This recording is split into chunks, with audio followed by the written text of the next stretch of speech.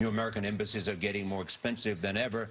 This morning, cost overruns in Afghanistan have topped $150 million.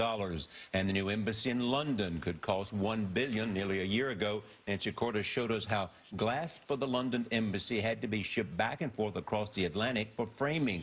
Nancy's in Washington with a new investigation of problems at an embassy project in Mexico City. Nancy, good morning. Good morning, and this is an embassy that was supposed to cost about $600 million to build, but the construction estimate has already gone up by a third, and the State Department hasn't even broken ground yet. No one disputes that the current U.S. Embassy in Mexico City is crowded, outdated, and needs to be replaced. So 4 years ago, the State Department bought this 15-acre plot in a former industrial district for $120 million.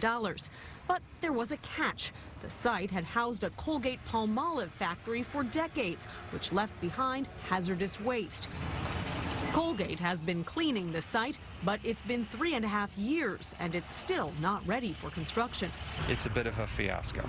Utah Republican Jason Chaffetz chairs the House Oversight and Government Reform Committee.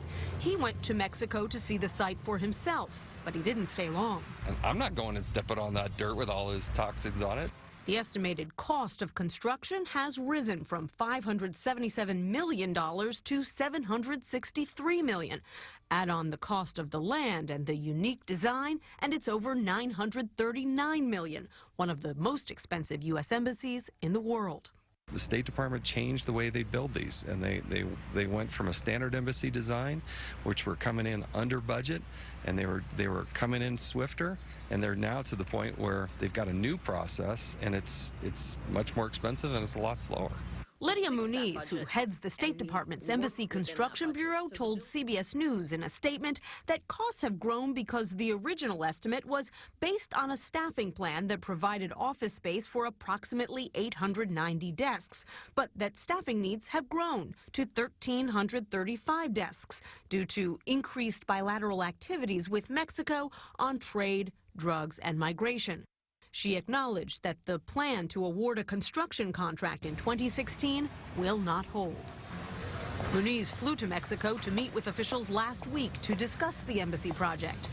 But State Department Undersecretary Patrick Kennedy told us last year that the agency is simply tailoring its embassies to their locations, which should save money over time. We have reviewed our processes and feel very, very comfortable that our use of the design initiative gets us the security we need and the functionality we need at the best possible price.